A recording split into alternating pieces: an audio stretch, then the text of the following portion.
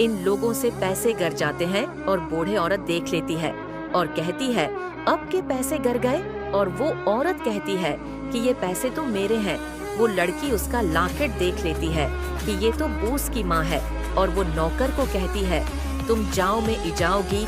और वो खुद उसके पीछे जाती है और बूढ़ी औरत को कहती, ये लाकुट किसने दिया? आपको बूढ़ी औरत ने है कहा, मेरे बेटे ने दिया था। और वो अपने बूस को काल करती है और बताती है कि उसकी माँ मिल गई और वो अभी यहाँ है। और वो बहुत खुश होता है और उसका बेटा उसे अपने घर ले जाता है।